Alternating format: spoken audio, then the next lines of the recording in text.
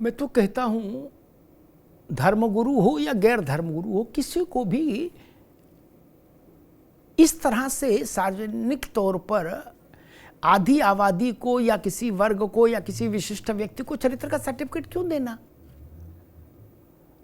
उसे उनका लेना देना क्या? आप लोक परलोक सुधारने का रास्ता बताइए, भगवत भजन करिए, प्रभु की भक्ति में व्यक्ति कैसे लीन रहे वो रास्ता बताइए। ये विवाद की गलियों में क्यों फंसना चाहते हैं? मेहमानों साहब का परिचय करा दे। देवेंद्र प्रमुख हैं, भारतीय जनता पार्टी के प्रवक्ता देवेंद्र प्रमुख जी का स्वागत है। मेजर आशीष चतुर्वेदी हैं, समाजवादी पार्टी के नेता आशीष जी का बहुत स्वागत है। माँ यति चेतनानंद हैं, हिंदू धर्म गुरु माँ यति चेतनानंद का बहुत स्वागत है। मौलाना शहाबुद्दीन रजवी साहब हैं, अध्यक्ष ऑल इंडिया मुस्लिम जमात, मौलाना साहब का बहुत बहुत स्वागत। माँ यति चेतनानंद, आपसे बात शुरू करूंगा। ये वक्तव्य बड़े सुनने में ही अजीब लगते हैं और कम से कम धर्माचार्यों के पास से तो नहीं आने चाहिए। फलानी नंगी बैठी है, फलानी मुंह मार रही है, चार चार यार हैं, ये कैसी भाषा और क्यों है? देखिए अमिताभ जी, दो हिंदू धर्म गुरु जिन्होंने लड़का भी चरित्रहीन है, लड़की भी चरित्रहीन है। अरे तो फिर सभी चरित्रहीन हो गए, फिर तो क्या, तो दुनिया बताने लगा दें। बोले शादी कैसे चलेगी? दोनों चर चर जगह मुंह मार के आए हैं। सबके घर में बेटियां, सबके घर में बहू, सबके घर में लड़के, सबके घर में दामाद। नहीं, तब तो बड़ा संघर्ष हो जाएगा। यतिमा,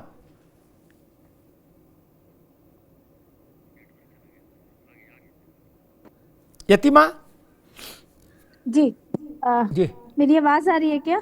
हाँ आ रहे जी।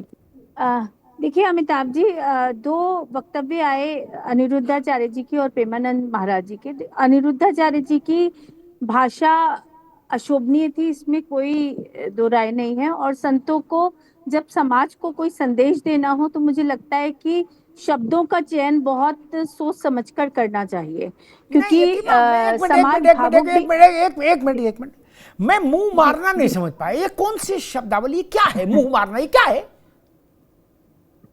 ऐसी भाषा बोलेंगे कोई? आपको बता रही, मैं तो कह रहा हूं संत छोड़िए, मैं तो ऐसी भाषा सामान्य व्यक्ति से भी स्वीकार नहीं कर सकता। नहीं जी जी, भाषा का संयम तो सभी को रखना चाहिए, और भाषा ही वो शैली है जिसमें आप अपने आप के चरित्र का भी प्रमाण देते हैं। तो अमिताभ जी, ये बात तो एक तरफ रही, लेकिन जो उसके जो शब्द कहे गए उसके पीछे की जो मंशा है, मुझे लगता है समाज को उस पर चिंतन करना चाहिए। आज जिस तरीके से लिविंग रिलेशनशिप का दौर चल रहा है, जिस तरीके से धर्मांतरण के बड़े मामले सामने आ रहे हैं और उसमें बहुत कम आयु की बच्चियां फंस रही हैं, तो कहीं ना कहीं समाज में एक विकृति तो उत्पन्न हुई है, ये तो हमें सोचना होगा। लेकिन वो सोच तब डाइवर्ट हो जाती है जब आपके शब्दों का चयन उचित नहीं होता, तब समाज चिंतन नहीं करता, तब समाज आक्रोशित हो जाता है। समाज को आक्रोशित करने से अच्छा होता कि दोनों ही संत इस तरीके का चिंतन समाज को देते कि वो किसी सही। यतिमा एक मिनट, चिंतन चिंता चर्चा तो बाद की चीज है। बताया 100 में 2 4, 2 और 4 जोड़ ले 6, 2 और 4 दोनों जोड़ ली, यानी 100 में 94 मुंह मारने वाली। ये तो स्थिति तो लगभग आया। नहीं, भाषा ठीक नहीं है, मैं बार बार कह रही हूँ। नहीं, अरे भाषा नहीं, ये गणित कहां से आया? मैं पूछ रहा हूं आपसे, ये गणित कहां से आया कि 100 में 94 चरित्रहीन है? 40,000 लिविंग रिलेशनशिप के केस। अरे हम करें 4 लाख हो। लेकिन ये समाज नहीं, यतिमा भी रुकना होगा। एक बार रुक, पहले मैं सवाल आप समझ लीजिए, फिर मैं करो 1 लाख 2 लाख 5 लाख 10 लाख 2 करोड़ भी लिविंग रह रहे हो, फिर भी 150 करोड़ के देश में ये कौन कह सकता है कि 94% चरित्रहीन है? कोई सर्वे कराया? नहीं, उसी पे तो देखिए अमिताभ जी, उसी पे तो विवाद है। मैं वही तो कह रही हूँ कि समाज को एक चिंतन देना चाहिए था, समाज को एक दिशा देनी चाहिए थी, समाज के लिए ऐसी भाषा का प्रयोग करना चाहिए था कि जो कुरीति समाज में डेवलप हो रही है, जिस तरीके से हमारे बच्चे पथ भ्रष्ट हो रहे हैं, उसको सही रास्ते पर वो आते। लेकिन उसकी जगह हुआ क्या कि समाज ने महिलाओं ने इसको अपने विरोध में समझा, महिलाओं ने उनके वक्तव्य का विरोध किया नहीं। और धरने प्रदर्शन भी प्रारंभ हो यतिमा, गए। यतिमा, जी रुकना होगा। विरोध में समझा जब आप बोलते हो ना, तो लगता है कि गलत समझ लिया, ऐसा नहीं। कोई भी स्त्री होगी, एक बार रुक जा, अब आपकी बात आ गई, आप रुकना होगा। कोई भी स्त्री होगी धरती पर, भारत नहीं, जिसमें यह कहा जाएगा कि 94% चरित्रहीन है, मुंह मार चुकी हैं, तो वो प्रदर्शन करेंगी, करना भी चाहिए। जगत गुरु शंकराचार्य ने ऐसा बोला क्या कभी? नहीं ना। ऋषियों ने कहीं उपनिषदों में, वेदों में, पुराणों में, स्मृतियों में ऐसा लिखा गया? नहीं।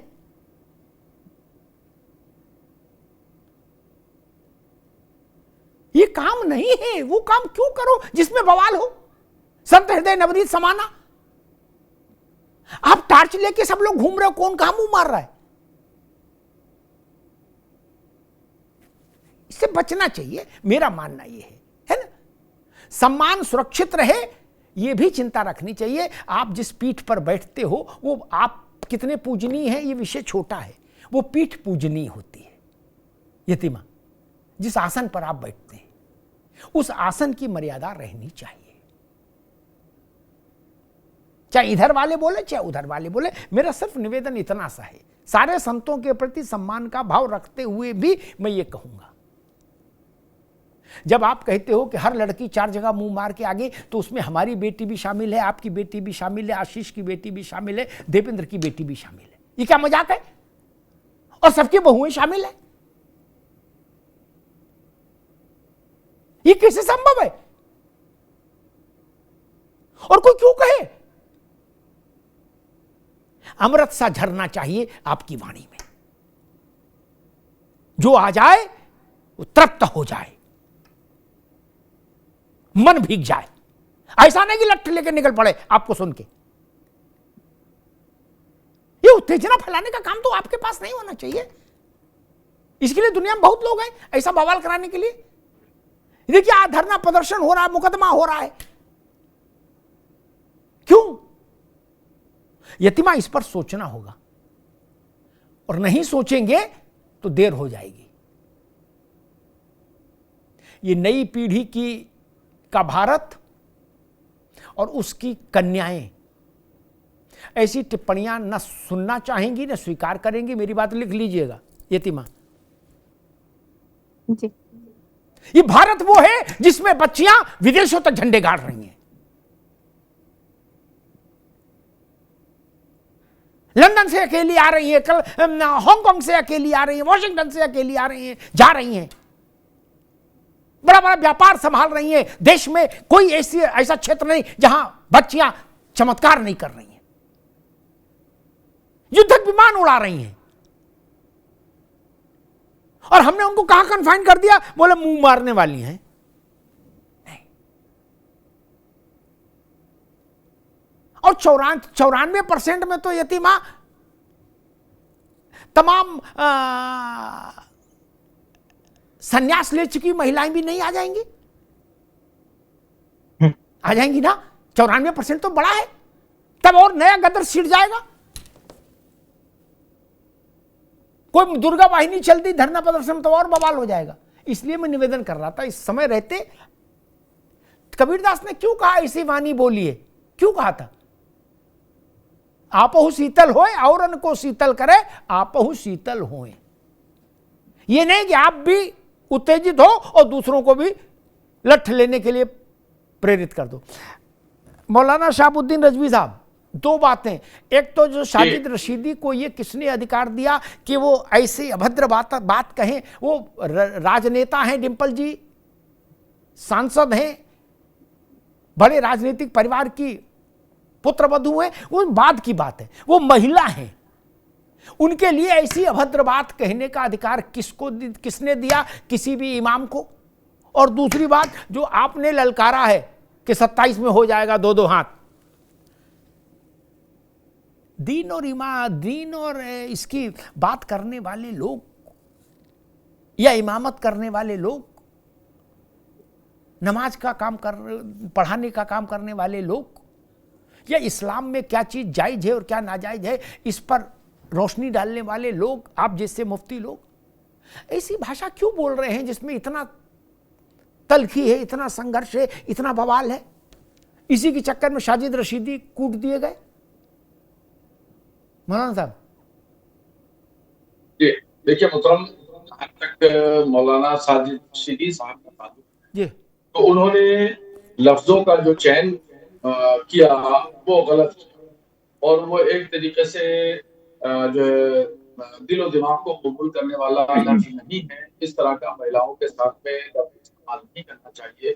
महिलाएं सम्मानित हैं और इस्लाम ने महिलाओं का बड़ा मकाम और बड़ा मर्तबा और रुतबा दिया है और इस तरह जुमले उनके ताल्लुक से नहीं बोला जाना चाहिए। वही नहीं बल्कि डिम्पल यादव ही नहीं बल्कि कोई भी महिला हो, हर महिला जो है वो इज्जतदार है और उसकी ताजीम, उसकी इज्जत जो है वो करनी चाहिए और उसको इस्लाम ने भी महिला की इज्जत तकदीम सिखाया है, तो उसी दायरे में रह करके बोला जाए।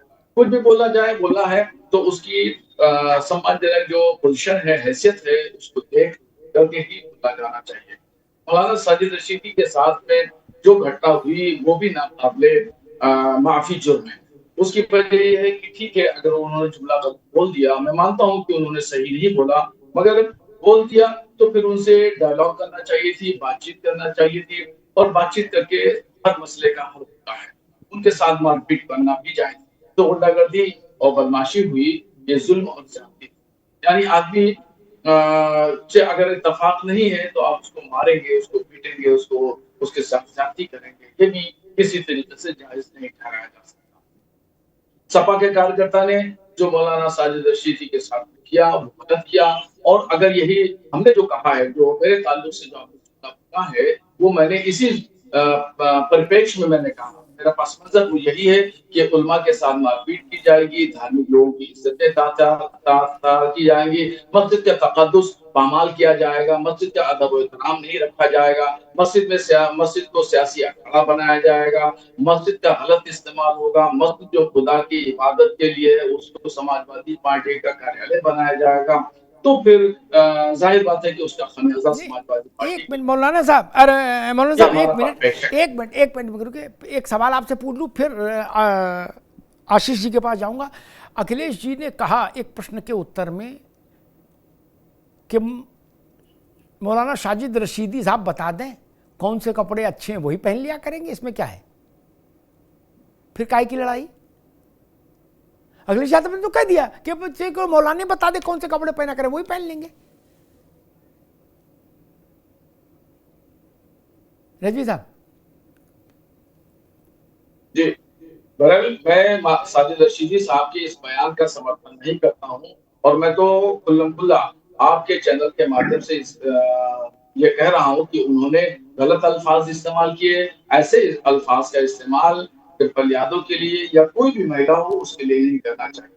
इस्लाम ने महिलाओं की जो इज्जत दी है, एहतराम दिया है, सम्मान दिया है, वो मौलाना साजिद रशीदी साहब जानते हैं, उनको सिखाने की जरूरत नहीं है। वो खुद आलिम दीन है, उनको इन तमाम मर्यादाओं का, दायरे का ख्याल रखना चाहिए। जी ठीक है। आशीष चतुर्वेदी जी, ये क्यों हो रहा है बवाल? एक तो प्रश्न ये और दूसरा स्पेसिफिक प्रश्न साजिद रशीदी पर। अखिलेश जी कह रहे हैं कि जो कह देंगे इमाम साहब वही पहन लेंगे, क्या दिक्कत है, और आपकी पार्टी के लोग उनको कूट रहे हैं।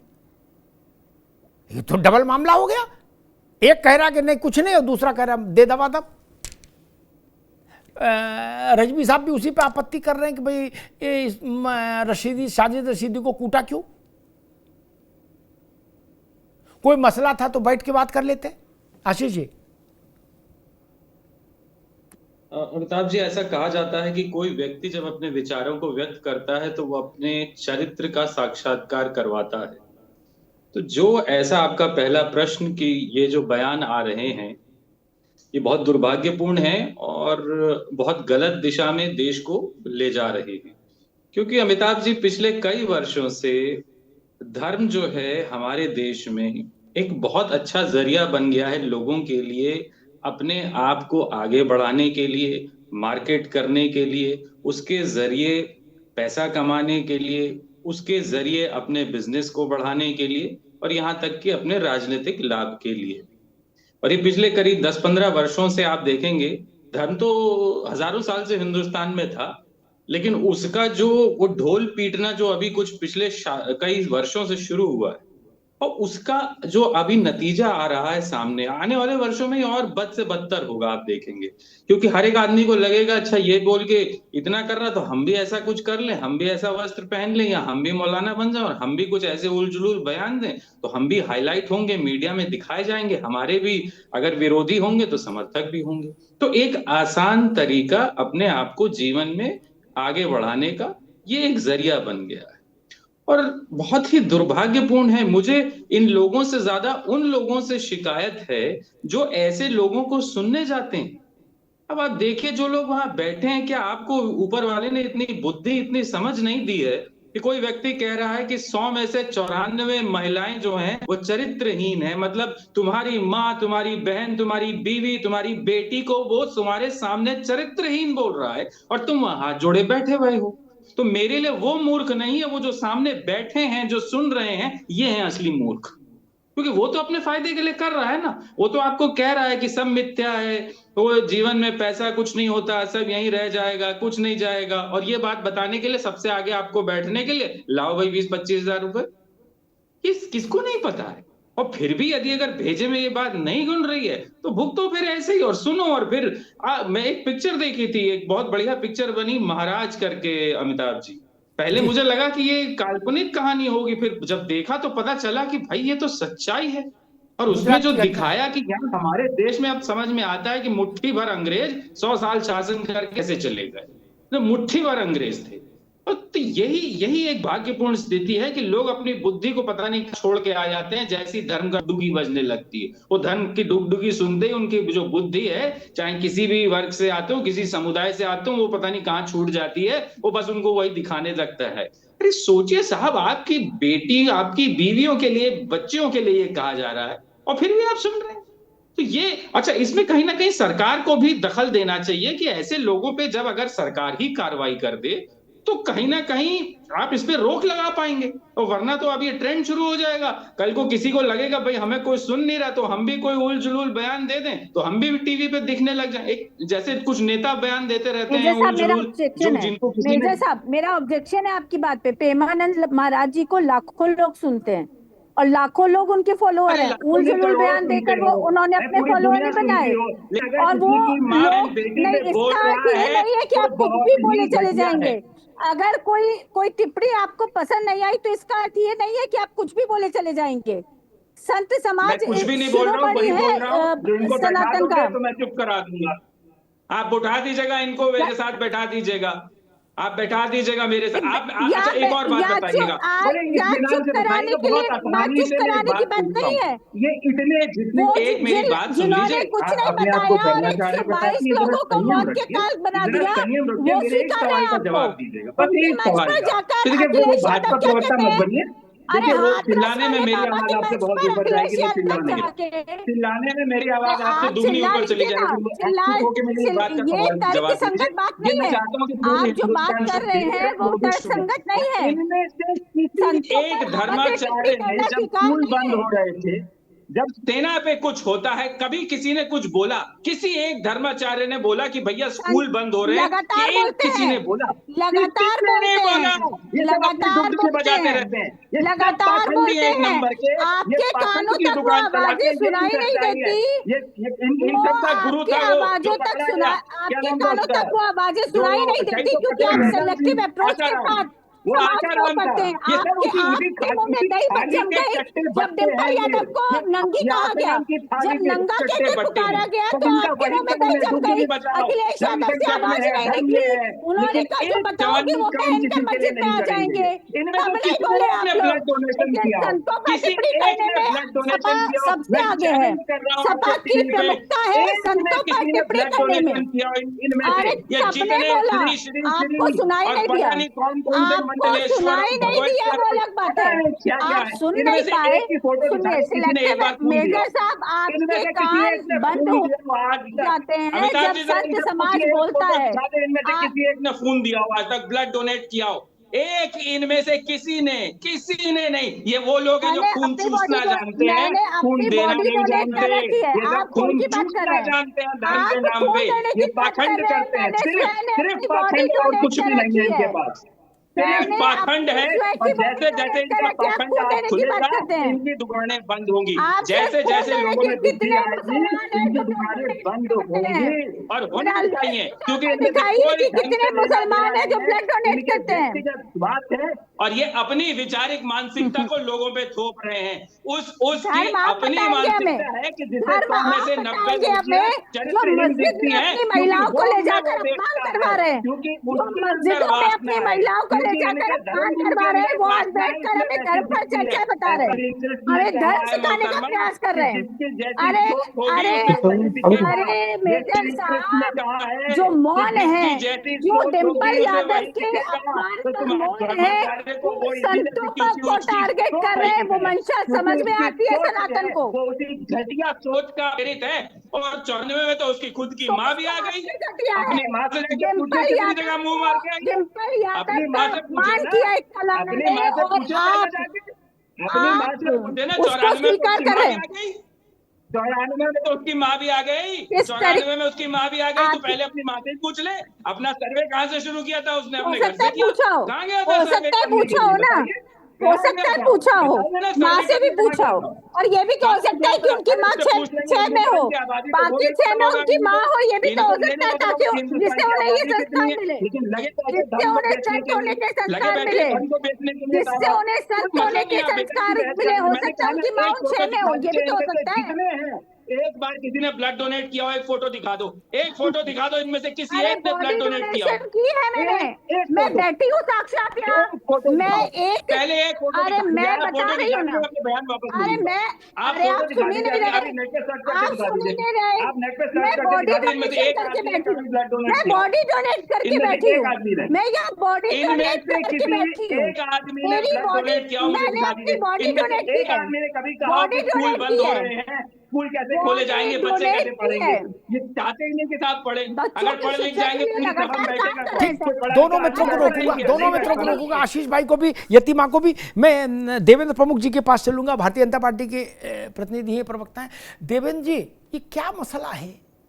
हर जगह बवाल सुनने में आ रहा है, हर आदमी सर्टिफिकेट जारी कर रहा है।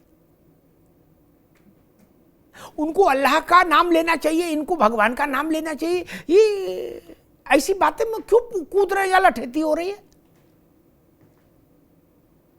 कोई डॉक्टर ने तो बताया नहीं। हमारे यहां कहा गया सत्यम ब्रूयात, यतिमा आप भी गौर करिएगा, सत्यम ब्रूयात, उसके साथ ही ऋषि ने शर्त जोड़ी, प्रियम ब्रूयात। सत्य बोलिए लेकिन प्रिय बोलिए। देवेंद्र जी, प्रिय बोलिए जी। ऋषि कम समझदार तो थे नहीं, और ऐसा नहीं कि आज वाले ज्यादा काबिल है। वो ऋषि जो 1000 वर्ष पहले थे उनको समझ नहीं थी। वो इसीलिए लिख गया कि प्रिय बोलो, ताकि बवाल नहीं हो, कटुता नहीं फैले, टकराव नहीं हो। ये क्या स्थिति बन रही है? धरना हो रहा है, प्रदर्शन हो रहा है, मारपीट हो रही है, कई वकील हड़ताल पर जा रहे हैं, कि महिलाएं हड़ताल पर जा रही है, कई सफाई इमाम को कूट रहे हैं। देवेंद्र प्रमुख जी, मेरी आवाज मिल रही है? जी बिल्कुल मिल रही। सबसे पहले तो मैं ये धन्यवाद करता हूं कि ये डिबेट आपके माध्यम से हो रही है, क्योंकि अगर ये डिबेट कोई और एंकर होता आपके बजाय तो शायद जो हम डिबेट नहीं कर पाते, लड़ाई में पूरा समय निकल जाता। और धन्यवाद, और मुझे विशेष रूप से धन्यवाद करने का इसलिए क्योंकि एक संत दो प्रकार के होते हैं, गृहस्थ में भी संत होते हैं। कुछ लोग जो हमारे ग्रंथों का पूरी तरह से उनका ज्ञान जब उनको हो जाता है तो धीरे धीरे उनका जीवन में संत जैसा जीवन हो जाता है। और आप सर्च करते हैं सर, पढ़ते हैं, सबसे बड़ी बात ये है, चाहे वो आध्यात्मिक मामला हो चाहे वो राजनीतिक मामला हो, उसके बाद डिबेट में आने का आनंद कुछ और होता है। सबसे पहले तो मैं यही कहूंगा कि जिस तरीके से ये चीज निकल कर आई है, ये मैं इसका सपोर्ट इसलिए भी नहीं करता कि ये कहने का तरीका गलत है, चाहे भावना कुछ भी हो सकती है। और प्रेमानंद जो है, इसमें कोई कहने का संशय नहीं है कि जिनके करोड़ों अनुयायी हैं और बहुत अच्छे बोलते भी हैं, और कई जगह मैंने उन्हें देखा है, थोड़ा सा उनके बारे में पढ़ा भी है, तो बेबाक बोलते हैं, खुलकर बोलते हैं, देश पर, सेना पर और सारी चीज पर खुलकर बोलते हैं। लेकिन ये जो वर्ड है ना, इनका मैं समर्थन इसलिए नहीं कर सकता क्योंकि इनमें दिक्कतें ज्यादा हैं। उनका विश्लेषण आपने कर दिया, उसके लिए धन्यवाद करता हूं और अपनी बात को संबद्ध करता हूं आपकी बात से। और फिर यही है कि महिलाओं के लिए मानस से बड़ी क्या बात हो सकती है। मानस एक ऐसा ग्रंथ है, अगर किसी घर में 4 चौपाई एक महिला या परिवार का सदस्य पढ़ ले तो वो घर निश्चित स्वर्ग है। इसमें कोई तथ्यात्मक बात नहीं है, इसे कोई साबित करने की जरूरत नहीं है। जाकी रहे भावना जैसी, प्रभु मूरत तीन देखी तैसी। दूसरी बात यह, देवी पूज पद कमल तुम्हारे, सुरंदर मुनि सब होई सुखारे। इससे बड़ी क्या बात हो सकती है सर। ये सब सारी चीज हैं, ये ग्रंथ है, ये तथ्य हैं। और जिस तरीके से हमारे साथी जो है सपा के पोस्टमार्टम करना शुरू कर दिया धर्म का, तो मुझे लगता है कि ये लोग बाट देखते हैं, इन्हें कोई चीज मिल जाए और उसको उधेड़ने का काम करते हैं। लेकिन कभी कभार जब मानस के साथ हो रहा था, जब ग्रंथों के साथ हो रहा था, तो इतनी तत्परता, उसके बाद इनके सबके जोश खत्म हो जाते हैं। आज किसी ने कोई शब्द बोला, उसके विश्लेषण की जरूरत है। और फिर धन्यवाद करता हूं कि अमिताभ सर आप विश्लेषण कर रहे हैं। बड़ी बात यह है कि आप किसी को बचा नहीं रहे। हमारे संतों को भी कभी कभार जो है, किसी भी बड़े बुद्धिजीवी को कोई समय, किसी का कोई घड़ी खराब हो सकती है, किसी कोई वह शब्द ऐसा निकला हो, लेकिन मैं प्रेमानंद जी के साथ खड़ा हूं कि वो ऐसे संत हैं, उनका आप जांच करा सकते हैं कि वो जितना जीवन, जिस तरह का जीवन जी रहे हैं वो सही है। अनुराधाचार्य जो अनुराध के साथ मैं इसलिए नहीं हूं कि उनमें और उनमें धरती आसमान का फर्क है।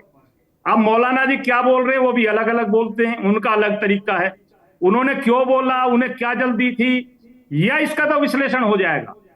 ये प्रेमानंद वाली बात का विश्लेषण हो जाएगा और उनमें इतना दम है कि वो विश्लेषण कर देंगे और बता देंगे। रही बात महिलाओं की, बच्चियों की, तो हमारे और वेस्टर्न के कल्चर में धरती और आसमान का फर्क है। हमारा कल्चर अलग है, वेस्टर्न कल्चर अलग है। कुछ फूटता सर आ रही है, शिक्षा भी आ रही है, लेकिन शिक्षा का भी अभाव है सर। मैं एक चीज कहता हूं कि विकसित कंट्रियों की शिक्षा हमसे हाई क्वालिटी की शिक्षा है, उनकी कैचिंग पावर ज्यादा है। हमारी बच्चियों के साथ धोखा हो जाता है, इसमें कोई संशय नहीं है।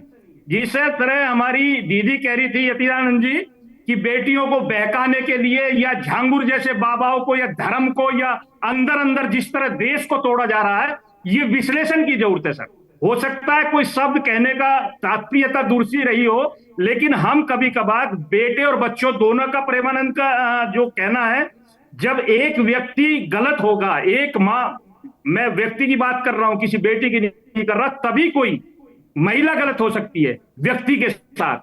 कभी भी एक महिला गलत हो नहीं सकती बिगर व्यक्ति के। तो मैं अपनी बात को इसको शब्द करते हुए कि किसी की महिला पर, चरित्र पर, हनन पर ऐसी कोई चर्चा हो, उस पर बड़ा स्पष्टता से बोला नहीं जा सकता। वो तथ्यात्मक बात जो एक में से 1000 निकलती है, अपना अपना नजरिया होता है। मैं यही कहूंगा सर कि धर्म की बात है, इस पर थोड़ा सा जो है आप जैसे ही लोग ज्यादा बोल सकते हैं और आपका विश्लेषण शानदार है। मैं अपनी बात को आपसे संबद्ध करते हुए अपनी बात को यहीं पूर्ण करना चाहता हूं। जी, देवन जी ने बड़ी अच्छी मानस से 2 पंक्तियां कहीं, वो पंक्तियां मेरे हृदय के बहुत करीब हैं और वो भारत के मन को बताती हैं। देवी पूज पद कमल तुम्हारे, सुर, यतिमा, सुर, नर और मुनि, सुर नर मुनि सब हों सुखारे। देवी को ऊपर से आने वाली आकृति नहीं है,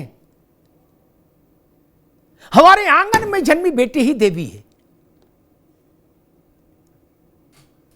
नवरात्र में हम वहीं से देवी के पाठ पूजन वहीं करते हैं ना, उसी का। या कहीं देवी आती है शंख चक्र गदा पद्म लेके? नहीं ना, शेर लेके नहीं। वही गुड़िया, वही सुमन, वही शकुंतला। और हमने कन्या के चरणों को क्या कहा कि जिसके चरणों को पूजकर देवता खुद, मनुष्य और विरक्त संत मुनि वो भी धन्य हो जाएं। तब कुछ बातें ऐसी होती यतीमा जो नहीं कही जानी चाहिए। विषय ये नहीं है कि किसने कहा, और इसलिए इस विषय को छोड़ा भी नहीं जा सकता कि किसने कहा। ये सनातन है। हमने तो चार्वाक को भी ऋषि कहा, यावत जीवेत सुखम जीवेत तृणम कृत्वा घृतम पिबेत। इसलिए इस बात में भी साथ नहीं खड़े हो सकता कि एक्स ने कहा और इसलिए नहीं बोलो, वाई ने कहा इसलिए बोलो ना। सब लोग समीक्षा के अधीन हैं। लोक जीवन में जितने लोग हैं सब समीक्षा के अधीन हैं।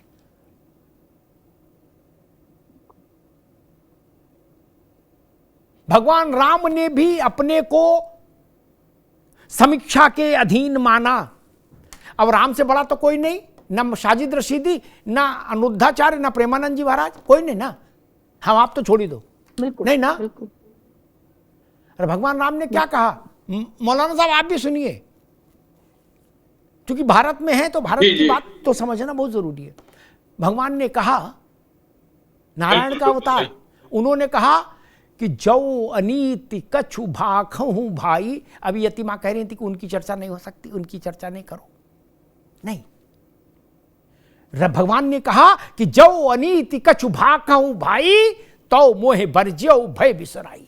क्या कहा अपने दरबार वालों से, मंत्रियों से, कैबिनेट से, यतीमा कि सुनो भैया, अगर मैं भी कुछ गुलगपाड़ा करूं, गड़बड़ करूं, गलत बोलूं, अनीत करूं, तो बिना किसी डर के मुझे बरजना, बताना नहीं, बरजना बताने में अंतर है। क्या कर रहे हो, ऐसा मत करो, इसको कहते बरजना। और भाई साहब मुझे लग रहा है थोड़ा देख लीजिए, इसको होता बताना। राम ने बताना नहीं कहा, उनका तो मोह बरज्यो भय बिसराई। यतीमा फिर किसी को कैसे एग्जेम्पशन दे दें, जब हमारे यहां राघव सरकार, राघवेंद्र सरकार कहे गए कि जाओ अनीति के चुभा को भाई, तो मोहि बरज्यो भय बिसराई। अनीति के का किसी के पास लाइसेंस नहीं हो सकता। ये बात ठीक है अमिताभ जी, नहीं ये बिल्कुल ठीक है, लेकिन अमिताभ जी आज समाज में जो विकृति आई है, जिसकी तरफ देखिए, मैंने आपको कहा कि उनके जो शब्द थे वो इस तरीके के थे कि जिस मूल विषय पर प्रकाश डालना चाहते थे। यतीमा देखो, अब दिल का तो कोई थर्मामीटर है नहीं। यतीमा दिल का तो कोई थर्मामीटर है नहीं, उसका तो कोई थर्मामीटर बना नहीं। शब्द पर विवेचन हो सकता है, उसी पर हो रहा है। नहीं बिल्कुल अमिताभ जी, शब्द ही, क्योंकि शब्द ही शोभनीय नहीं थे इसलिए आज ये विवेचन हो रहा है। लेकिन जो चिंतन था, जो मूल चिंतन है, वो वास्तव में विषय है समाज के लिए चिंतन का, और वो डिबेटेबल विषय है। उस पर विषय ये, अगर 15-16 साल की बच्ची लिव इन रिलेशनशिप में फंस के गर्भावस्था धारण करती है तो उस बच्ची का क्या भविष्य। आप किस बेटी को बढ़ाने की और पढ़ाने की बात करते हैं? बेटी वो पढ़ेगी। हाँ, निश्चित रूप से आपकी बात सत्य है कि देश की महिलाओं ने विदेशों में परचम लहराया है। देश की महिला आज आकाश छू रही हैं, क्योंकि हमने उनको वो स्वतंत्रता दी। और वेदों ने तो हमेशा विदुषी और वीरांगना कहा ना। हमारे यहाँ कहाँ स्त्री को नीचा करके देखा गया? हमारे यहाँ तो जब वेदों में वर्णन आता है तो विदुषी शास्त्र की ज्ञाता और वीरांगना जो शस्त्र की ज्ञाता है, इसके अलावा दूसरा कोई संबोधन नहीं दिया गया। लेकिन आज जो विकृति समाज में उत्पन्न हुई है, जिस तरीके से कम आयु की बच्चियां लगातार इस तरीके के मकर जाल में फंस रही हैं, जिसके चलते उनका जीवन बर्बाद हो रहा है, उस पर भी संतों को ही चिंतन करना पड़ेगा। क्योंकि संतों की आवाज संयमित होनी चाहिए, शोभा से युक्त उनके शब्द होने चाहिए। इस बात को मैं बार बार कहती हूँ। मैं कभी भी अशोभनीय भाषा प्रयोग नहीं करती हूँ, क्योंकि मैं जानती हूँ कि भाषा का अपना एक इम्पैक्ट होता है। तो अमिताभ जी, समाज को चिंतन करना चाहिए कि आज जिन बेटियों के हम पैर पूजकर उनका कन्या पूजन करते हैं, उन बेटियों को हम किस ओर ले जाने का प्रयास कर रहे हैं। ठीक है। महिला सशक्तिकरण अच्छा है, ठीक है, लेकिन यतिमा, महिलाओं की दुर्गति अच्छी नहीं है। अभी रुकना होगा। मुझे लगता है कि मौलाना साहब आपके पास आऊंगा। यतिमा ने जो कुछ कहा उस पर एक टिप्पणी करूंगा कि मुझे लगता है अपने पुत्र और पुत्री के लिए सबसे ज़्यादा प्रामाणिक तौर पर अगर कोई कंसर्न रहता है, जुड़ा रहता है, तो वो उसकी माता और पिता रहते हैं। ठीक ना? उनको पता है, वो देख रहे हैं, कर रहे हैं। कोई माता पिता, एक मिनट, अभी नहीं ना, अभी नहीं। और इस किसी चीज को झाड़ू मार के वेग लैंग्वेज में कहना भी ठीक नहीं। छोटी छोटी बच्चियां गर्भ धारण करके जीवन तबाह। क्या 150 करोड़ की आबादी में कितने केस आ रहे हैं ऐसे? और ये किस कालखंड में नहीं रहे?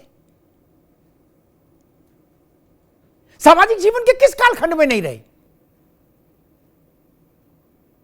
ये वैदिक काल में भी रहे समस्याएं। मैं उदाहरण बता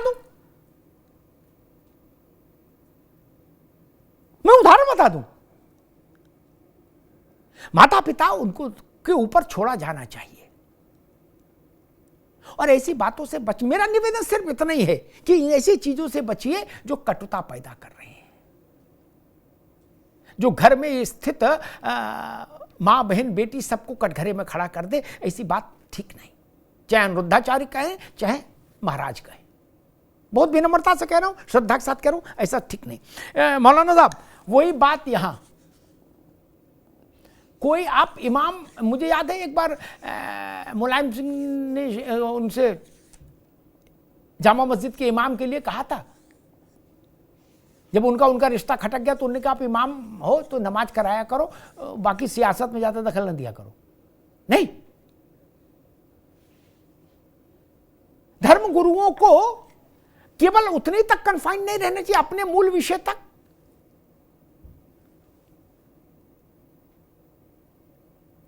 ऐसी टिप्पणियां हो कि फिर जिसमें हिंसा का प्रवेश हो जाए, उत्तेजना का प्रवेश हो जाए, तो धर्म का मूल स्वरूप ही गायब हो जाएगा मौलाना साहब। चाहे इस्लाम हो, चाहे हिंदुत्व हो, चाहे क्रिश्चियनिटी हो, चाहे कुछ हो।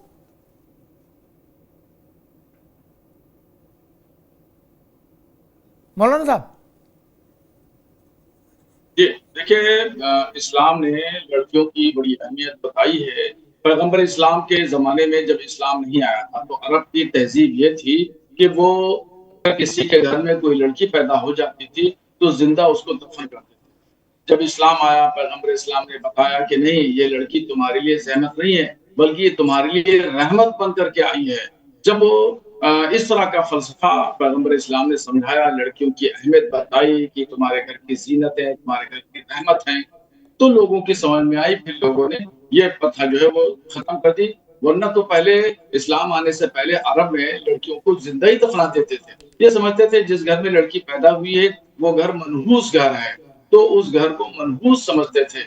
मगर इस फलसफे को पैगंबर इस्लाम ने इस तरीके से समझाया कि एकदम बिल्कुल माहौल ही पलट गया। अब लड़कियों को लोग रहमत समझने लगे, सहमत करने लगे। ठीक बात। और अभी जो दो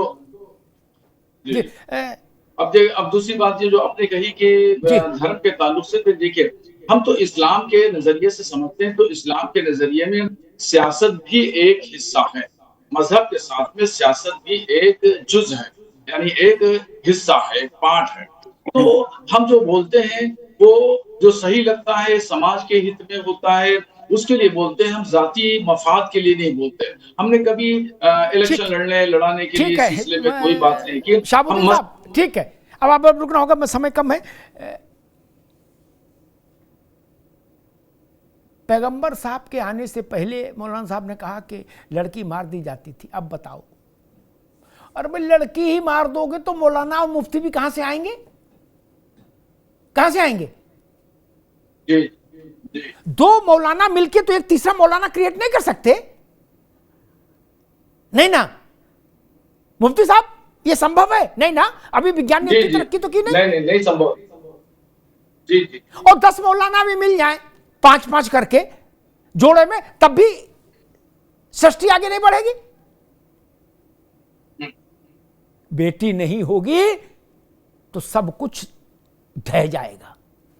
क्या करिएगा? कोई धर्म हो, बेटी है तो धरती है, तो जीवन है। दो ही जिनके पास क्रिएशन की ताकत है, वो हमारी जमीन है, धरती मां जिसको हम मां कहते हैं, और बेटी स्त्री।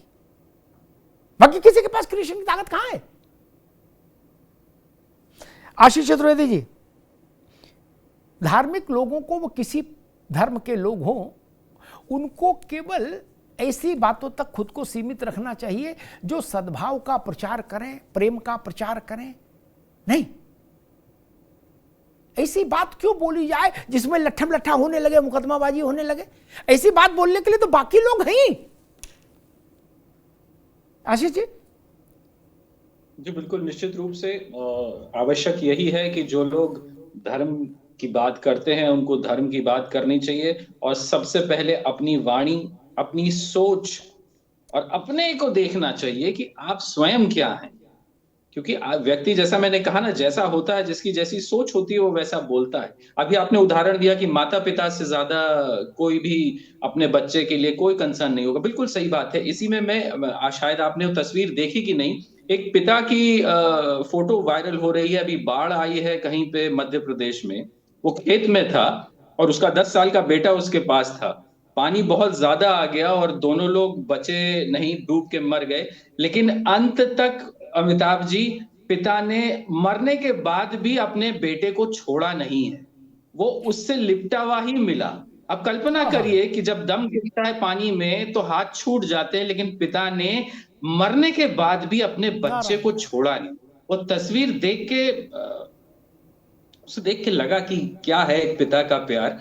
और फिर ऐसे लोगों के बयान, और ऐसे क्या जरूरत है, अपने माता पिता से सीखिए, उनसे सीखिए, वो बताएंगे क्या करना, और उनसे ज्यादा बड़ा हितैषी न कोई है न कभी कोई होगा।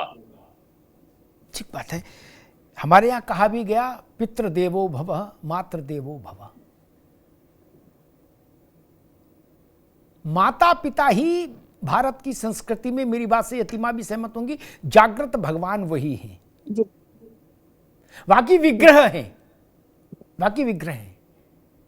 जागृत भगवान केवल माता और पिता हैं। इसीलिए हमारे ऋषियों ने उनको कहा मातृ देवो भव पितृ देवो भव।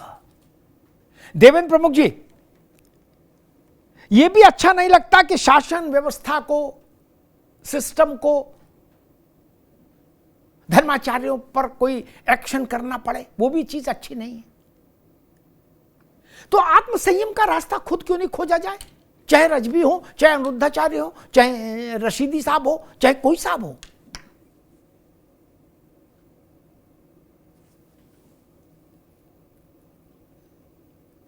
देवेंद्र जी। सर, मैं सहमत हूं आपकी बात से, और जिस तरह से डिबेट हुई है और जिस तरह से एक एक चीज का निष्कर्ष निकला है, इससे ज्यादा शानदार तरीके से, क्योंकि दोनों संत वो भी बड़े थे और जो हमारे दूसरे धर्मगुरु थे मौलाना साहब वो भी बड़े थे, और सबका आपने जो निष्कर्ष निकला है तो ये सारा निष्कर्ष निकालने वाले आप हो गए। पूरे 4 पेज का क्वेश्चन जिसका 2 लाइन में निष्कर्ष निकलता, वही उसी पर आंसर में मार्क्स होते हैं, और वो मार्क्स आपको 100 में से 100 में दे रहा हूं इस डिबेट को कराने के लिए। और जिस तरीके से आपने इसका विश्लेषण किया, और सिर्फ यही कहूंगा, कलयुग है भाई, कलयुग में जो है थोड़ा सा आराम, कठिन लग रहा आराम का नाम, लेकिन भगवान ने इसमें रास्ते बड़े सरल कर दिए सर।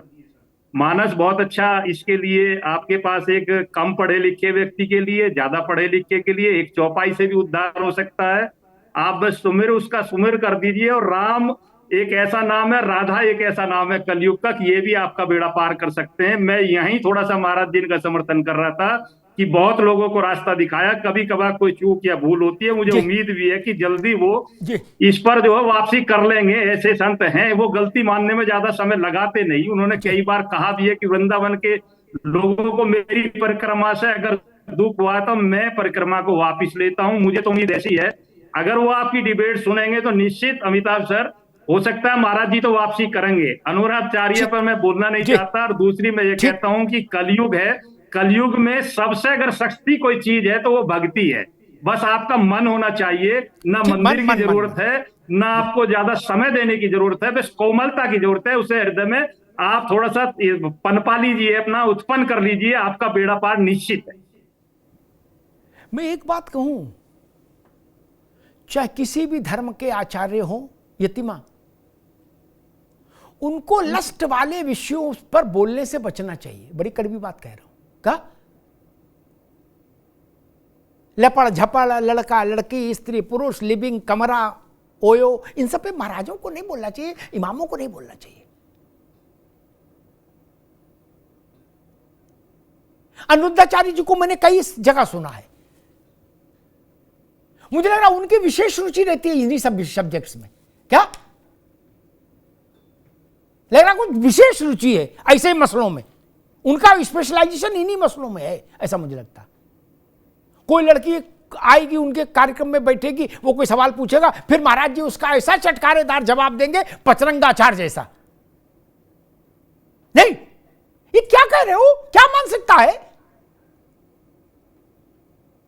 स्त्री की देह से आगे नहीं जाना चाहते? क्यों क्यों नहीं जाना चाहते?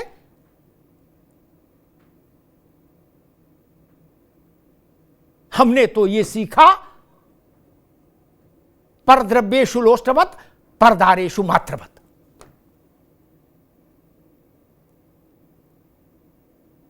आपको पता है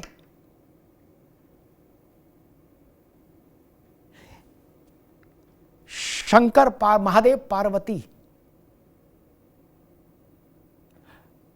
राम और सीता जी, कृष्ण और रुक्मणी, ये आज की भाषा में कहें तो मैरिज एक्ट के नियमानुसार विवाहित थे ना? यतिमा हाँ ना बोलो भाई, मौलाना साहब आप भी बोलो हाँ ना, वो थे ना? एक ग्रंथ दिखा दीजिए जिसमें स्त्री पुरुष के संबंध में ऋषि ने रुचि ली हो, एक ग्रंथ दिखा दीजिए। हमने उनको माता पिता कह के ही प्रणाम किया। एक ग्रंथ दिखा दीजिए।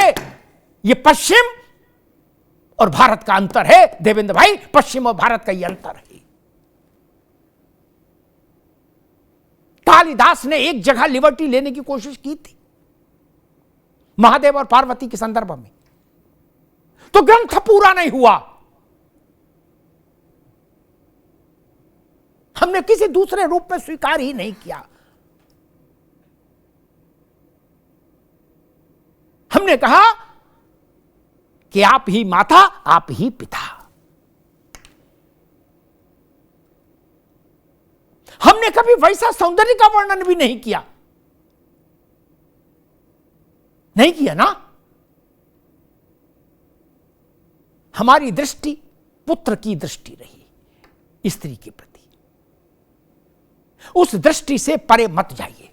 कौन मुंह मार रहा है, कौन डंडा मार रहा है, सब क्या चक्कर में पड़े हो महाराज? कौन सी भाषा है? किसने सिखाई ये भाषा? चाहे इमाम हो और चाहे महाराज हो, किसने सिखाई ये भाषा? मुंह मारना कितनी गंदी भाषा है। हमने अपने शास्त्रों से नहीं सीखा तो कहां सीखोगे?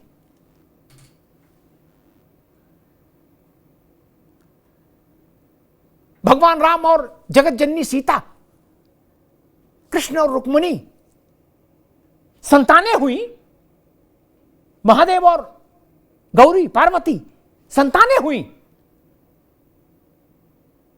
इसका मतलब पति पत्नी का जीवन था। लेकिन भारत ने उस दृष्टि से कभी नहीं देखा, उस पट को कभी खोलने की धृष्टता ही नहीं की। हम अपने माता पिता के वैवाहिक जीवन पर चटकारे लेते हैं क्या? नहीं ना, नहीं लेते ना आशीष भाई, नहीं लेते ना। ये हमारी मर्यादा है। वो भी स्त्री पुरुष हैं, लेकिन हम उनको स्त्री पुरुष में नहीं देखते, हम माता और पिता में देखते हैं। मातृ देवो भव, पितृ देवो भव। और हम सबको नापे दे रहे, बोले 94% घोषित कर दी, मोहर लगा दी, 94%। मुंह मारने वाले क्लास, क्या कर रहे हो यार? और जैसा मैं अनुद्धाचार्य जी के लिए कहा, उनका मुझे लग रहा कुछ इसमें विशेष रुचि है, इस तरह के मसालों में कुछ स्पेशलाइजेशन है। मैं कई बार उनका वायरल कुछ वीडियो आ जाता तो देख लेता हूं। मैं ऐसा कह रहा हूं कि उसमें कुछ लग रहा उनकी रुचि ज्यादा है, उनकी अपनी भी लटक झटक है और कुछ रुचि भी है। ये तिमा सार्वजनिक जीवन तलवार की धार पर चलना जैसा होता है, और उसमें भी अगर वस्त्र सन्यासी का है तो तलवार की धार डबल तेज हो जाती है। अब बड़े बड़े ऋषि आचार्यत्व से स्खलित हो गए, ये इतिहास बताता है हमारा वैदिक काल का। मैं नाम लेके बताऊं, यतिमा, उनके पास भी शिष्य थे, उनके पास भी आश्रम था, लेकिन हमारे धर्म ने कहा कि हम आपको आचार्यत्व से बहिष्कृत करते हैं। कहा कि नहीं कहा? कुछ कर्म ऐसे हो गए, कुछ ऐसे खेला हो गए कि उनको बहिष्कृत कर दिया हमने।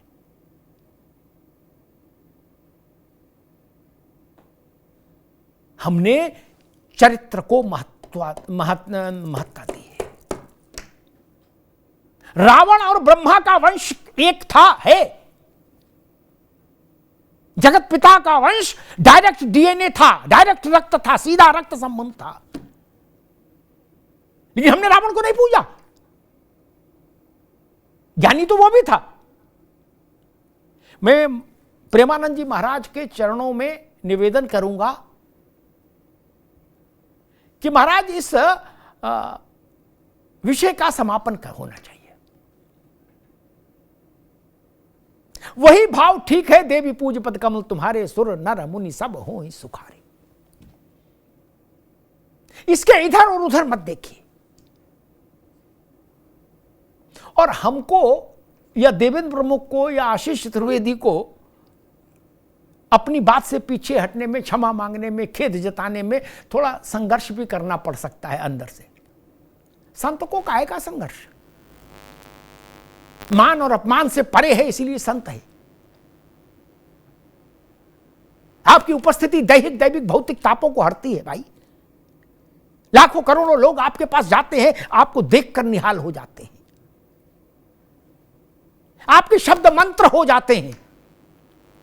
इसलिए आपकी जिम्मेदारी अमिताभ अग्निहोत्री से कई हजार गुना ज्यादा है, किसी नेता से कई लाख गुना ज्यादा है। नेताओं को छूट है, बाकी लोगों को छूट है, सिनेमा वालों को छूट है। आपकी ओर तो नैतिक सत्ता के लिए देश समाज देखता है। हमने राजदंड के ऊपर यतिमा धर्मदंड को माना। यह भारत है, इसीलिए हमने संत का आसन सत्ता के आसन से ऊपर रखा 1.5 हाथ। व्यक्तियों का मूल्यांकन अलग ढंग से होता है, लेकिन वो सत्ताएं बड़ी हैं, वो आसन बड़े हैं, वो पीठ बड़े हैं। हमारे लिए तो जो भी भागवत वांचे, चाहे उपनिषद की कथा सुनाए, चाहे मानस का प्रसंग सुनाए, हमारे तो सब व्यास हैं। हम उसको कहते ही व्यासपीठ हैं। हम व्यक्ति के रूप में नहीं देखते कि कौन बैठा है, हम कहते हैं कि भगवान वेद व्यास बैठे। ये भाव बना रहे, पुनीत भाव बना रहे। और सबसे बड़ी बात, अंत में एक लाइन में समापन करूंगा, कोई धर्म हो, कोई धर्माचार्य हो, सबको इस बात का ख्याल रहना चाहिए कि भारत दुनिया का इकलौता ऐसा देश है जो बच्ची को देवी की तरह पूजता है। भारत इकलौता ऐसा देश है जिसमें माता पिता को देवता का दर्जा दिया गया और कहा गया कि ईश्वर का जागृत स्वरूप देखना है तो मां में देखिए, पिता में देखिए। ऐसा मत कहिए कि 94% ये चीज घरों घरों में विस्फोट करेगी। नहीं, समाज की दीवार हिलेगी। मैंने इसीलिए उदाहरण दिया भगवान राम और माता जानकी, योगेश्वर कृष्ण और माता रुक्मणी, महादेव और जगत जननी पार्वती। हमने उनके चरण देखे, इसके अतिरिक्त कुछ नहीं, सिर्फ इतने तक रहना चाहिए। धन्यवाद।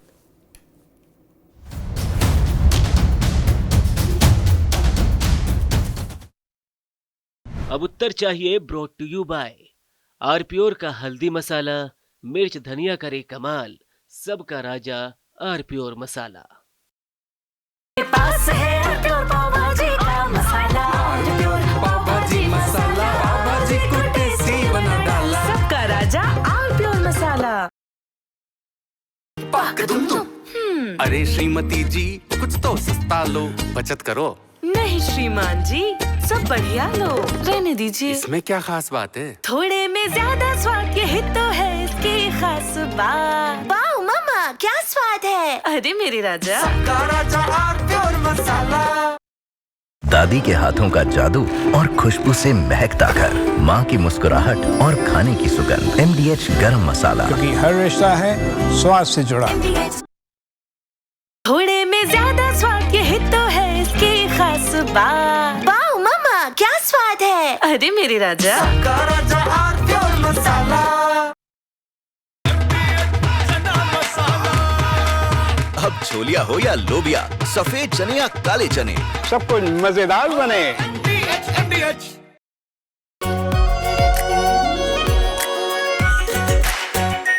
आरप्योर shahi paneer masala, delicious, healthy everyday.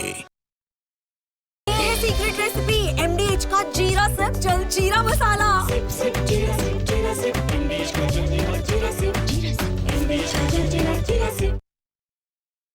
कुछ तो सस्ता लो, सब बढ़िया लो, इसमें क्या खास बात है? थोड़े में ज्यादा स्वाद, यही तो है इसकी खास बात। सबका राजा आरप्योर मसाला।